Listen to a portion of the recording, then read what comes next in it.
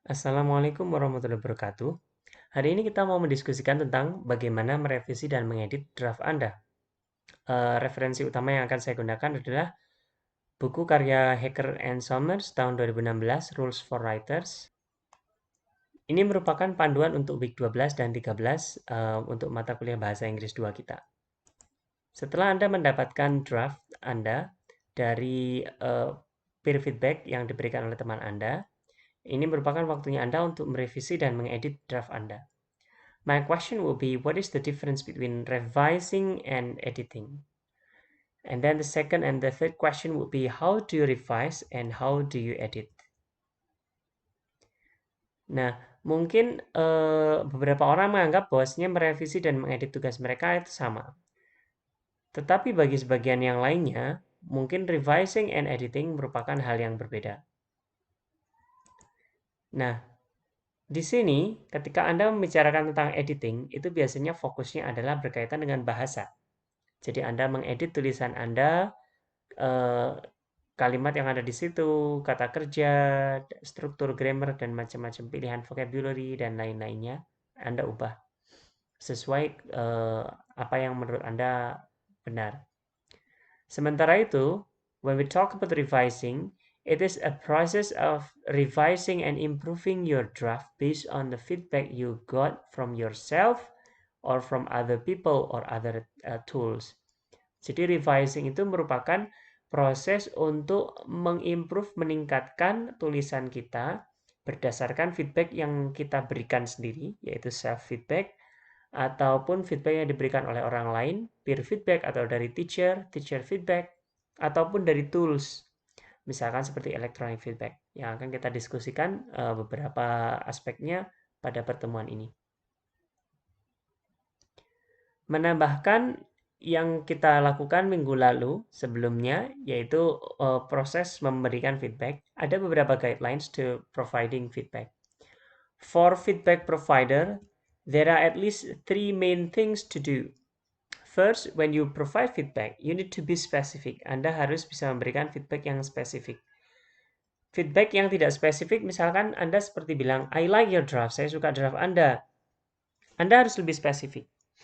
Ketika Anda menyatakan Anda suka sesuatu atau tidak suka sesuatu, Anda memuji dia ataupun menganggap bahwasanya tulisannya masih buruk, Anda harus spesifik menyebutkan apa yang kekurangannya di situ.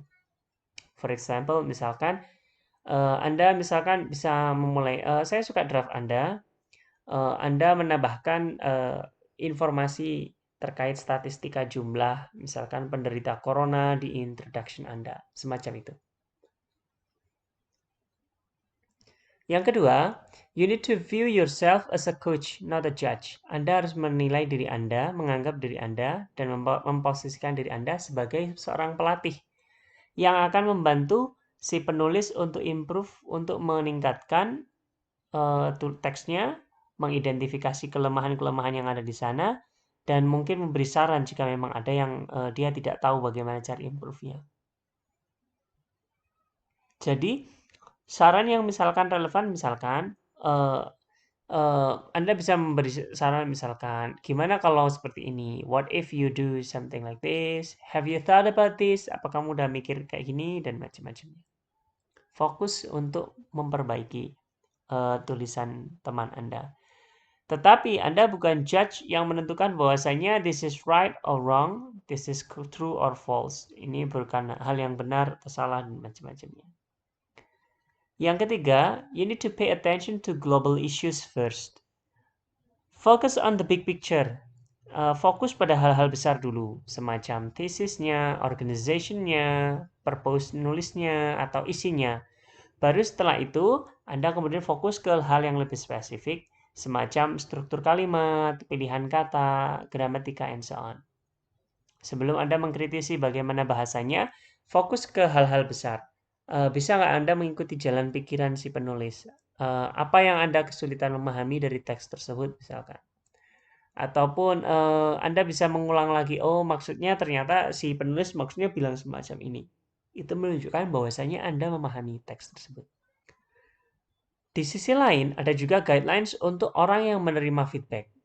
Ada at least 5 things yang Summer and Hacker suggest in their books. Yang pertama, Anda harus aktif. You need to be active. Anda harus membantu reviewer Anda memahami tujuan Anda menulis.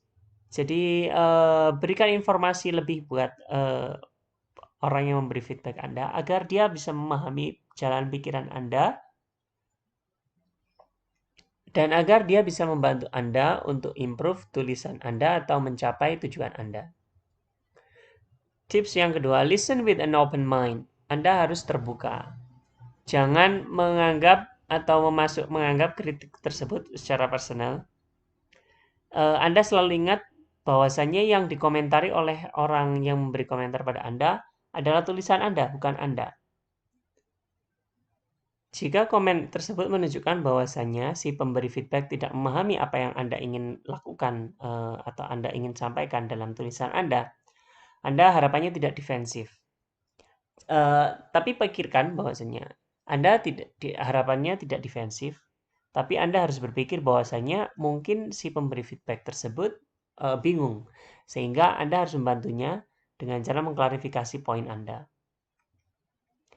Yang ketiga, weigh feedback carefully. As you begin revising, you might find yourself sorting through suggestions from many people. Ketika Anda merevisi, mungkin Anda akan melihat bahwasanya Anda mendapatkan banyak feedback, entah dari satu orang atau lebih. Beberapa feedback tersebut mungkin satu sama lain sama, tetapi mungkin beberapa feedback lainnya berbeda. Jadi, mungkin pemberi feedback akan memberi saran yang lebih banyak daripada yang sebenarnya Anda butuhkan. Jadi Anda harus bersikap strategis dengan cara Anda harus memilah lagi komen-komen yang diberikan tersebut dan sesuaikan dengan tujuan utama yang ada dalam pikiran Anda. Dan kemudian fokus pada hal besar dulu. Jika tidak demikian, maka Anda akan berusaha untuk menggabungkan seluruh saran orang-orang yang memberi saran Anda yang bisa jadi satu sama lain saling berbeda. Ini akan merupakan pekerjaan yang besar lanjut. Keempat, keep a revision and editing log. Anda sebaiknya mencatat beberapa masukan penting yang diberikan itu dan Anda menyimpannya. List ini akan sangat berguna ketika Anda merevisi paper tersebut atau Anda menulis hal yang baru. Anda bisa menggunakannya sebagai dasar untuk menilai bagaimana kelebihan dan kekurangan Anda sebagai seorang penulis. Dan yang terakhir adalah ask if you don't understand. Yang juga penting adalah jika Anda tidak memahami sesuatu atau tidak memahami apa yang mereka sampaikan, Anda harus bertanya ke mereka. Jangan malu atau membuat asumsi atau kesimpulan yang mungkin bisa jadi berbeda dengan apa yang mereka komentarkan. Jika Anda memiliki kesempatan untuk berinteraksi ataupun menanyakan secara langsung kepada si pemberi feedback, gunakan kesempatan tersebut untuk meningkatkan kualitas tulisan Anda. Ini merupakan contoh feedback yang didapatkan oleh Nguyen, salah satu mahasiswi di draftnya. Seperti Anda bisa lihat bahwasanya yang di bagian tengah itu merupakan draft dari Nguyen. Terus di bagian kanan itu merupakan beberapa feedback dari teman-temannya. Di antaranya Alex menulis bahwasanya dia harus menambahkan title. Lalu Samira mengusulkan menambahkan foto. Brian mengusulkan menambahkan beberapa detail tentang Hanoi dan seterusnya. Ada banyak feedback yang lainnya. Nah, setelah melihat feedback yang diberikan oleh teman-temannya tersebut, Michelle Nguyen memiliki beberapa revisi. Dia mencatat beberapa poin penting yang disampaikan oleh para pemberi feedback. Di antaranya, dia harus menambahkan title, merevisi introduction-nya, membuat story atau ceritanya tersebut lebih personal, lalu menjawab apa saja main idenya dan koneksi antara wordlessness and wordliness.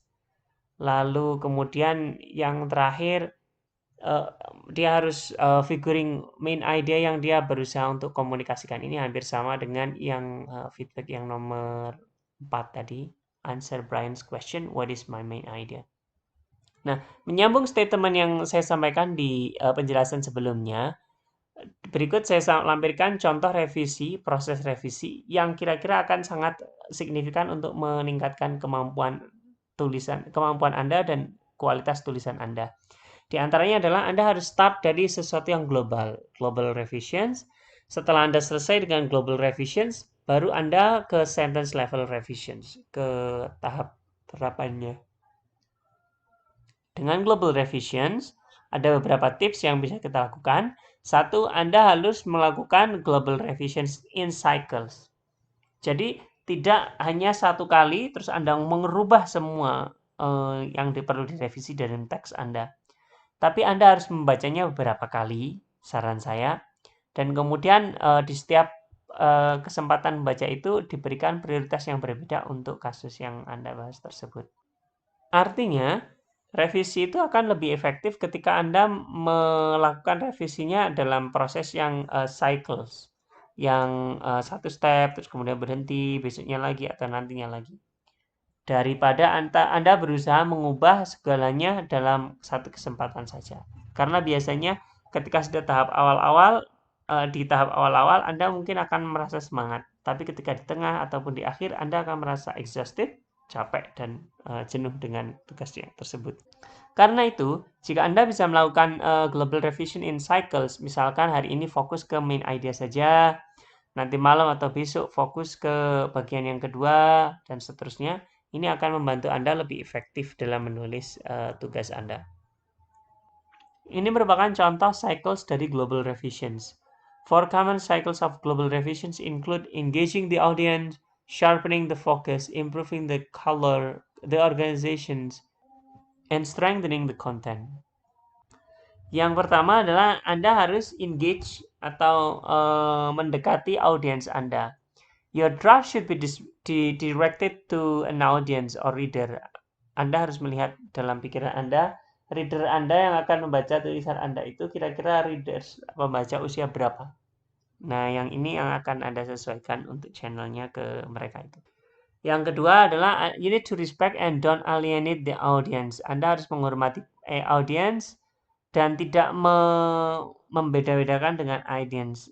Ini merupakan dua contoh. Yang satu contoh di bagian atas ini cenderung untuk mengalienasi pembacanya. Sementara di bagian yang kedua, si pembaca itu terlihat sangat respect terhadap readers. Anda bisa melihat dari pilihan-pilihan yang pilihan kata terutama yang simple saja yang muncul di situ.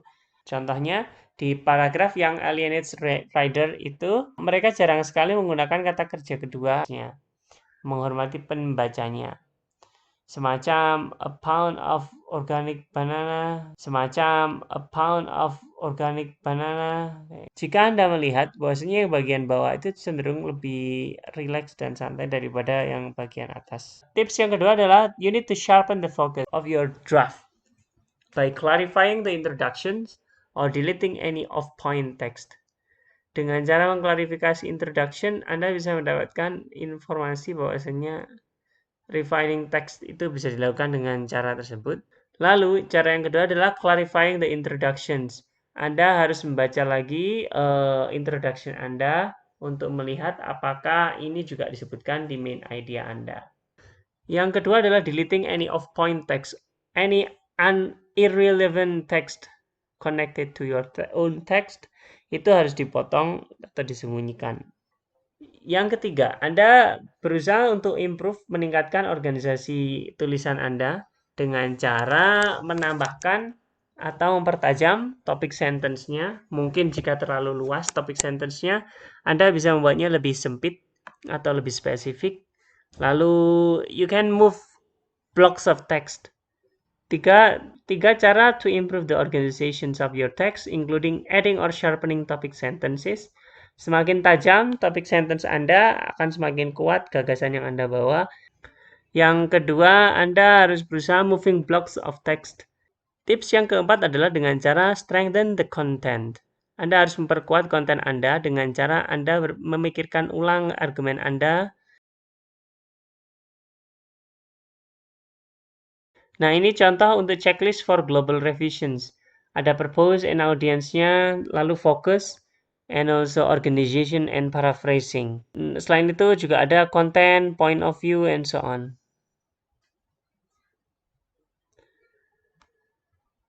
Checklist yang berikutnya juga terkait dengan global revisions. Di antaranya Anda harus melihat poin Anda dan yang kedua konten yang Anda akan sampaikan atau Anda bacakan itu tadi. Nah, setelah Anda melakukan global revisions, maka kita lanjutkan dengan sentence level revisions and editing because errors here cenderung lebih mudah untuk diedit. Ini contoh satu tulisan yang kemudian ditandai dengan menggunakan fitur tracker yang ada di Microsoft Office. Jadi ketika Anda merevisi, Anda fokus pada clarity and effective. Perbedaan lainnya, di samping yang saya sebutkan di awal tadi, terkait revising and editing adalah bahwasanya ketika Anda merevisi sentence, for example, Anda akan fokus pada apakah kalimat tersebut cukup jelas dan apakah efektif. Nah, yang terakhir adalah Anda setelah itu Anda harus memproofread final manuscript Anda, lalu Anda tentukan bagian mana saja yang perlu di-proofread misalkan. Di antaranya tips untuk proofreading the final manuscript adalah remove distractions and allow yourself 10 to 15 minutes of pure concentration, turn off the TV, turn off your cell phone, find a quiet place away from people who are talking to each other. Untuk membantu Anda agar bisa lebih tenang. Lalu Anda ketika proofread, Anda harus proofread dengan suara agak keras. Lalu coba Anda balik urutannya. Jika tadi ketika membaca dari atas ke bawah, sekarang Anda coba baca dengan secara terbalik dari kalimat yang ada di bawah menuju kalimat yang ada di atas. Lalu Anda sebaiknya menggunakan hard copy kalau memungkinkan. Artinya Anda print dulu dan Anda lihat. Biasanya mata kita cenderung lebih bisa menangkap informasi-informasi detail jika kita fokus pada hard file semacam draft kita yang di print tersebut. Tetapi jika Anda melakukan editing langsung di komputer Anda, kadang-kadang Anda tidak bisa mengetahui mistakes yang muncul di situ karena agak sulit melihat apakah proses berpikir itu relevan dengan pembicaraan Anda. And then don't rely too heavily on spell checker and grammar checker. Before automatically accepting their changes, consider the accuracy and appropriateness. Jangan terlalu bergantung kepada grammar checkers atau structures checkers, sentence checkers yang ada di online ataupun di software-software lainnya. Tetapi Anda harus melihat bahwasanya masukan-masukan ini perlu dilihat dulu seberapa akurat untuk teks Anda. Lalu Anda minta satu volunteer seperti teman Anda atau untuk proofread after you. A second reader may catch something that you didn't. Nah, karena itu di bagian akhir ini ada things to do untuk week 12 dan 13. Yang pertama, tugas yang Anda kumpulkan kepada saya, Anda revisi lagi draft tersebut. Nah, ini berdasarkan revisi berdasarkan peer feedback dari teman Anda ini merupakan second draft Anda. Setelah Anda membentuk second draft, saya ingin Anda mengakses electronic feedback yang bisa Anda dapatkan dari Microsoft Office atau dari situs lainnya di internet. Lalu Anda ambil electronic feedback tersebut, lihat panduannya di video yang berikutnya untuk teknis bagaimana cara untuk mendapatkan electronic feedback menggunakan Microsoft Office dan internet. Yang ketiga, Anda perlu merevisi second draft Anda berdasarkan electronic feedback tadi. Anda revisi dan itu merupakan draft ketiga Anda. Lalu save seluruh draft Anda, screenshot yang Anda dapatkan, misalkan Anda tidak bisa langsung save, lalu submit atau kumpulkan secara online via Google Classroom kepada saya. Itu saja, jangan lupa untuk cek video berikutnya dan tetap semangat dan tetap sehat. Assalamualaikum warahmatullahi wabarakatuh.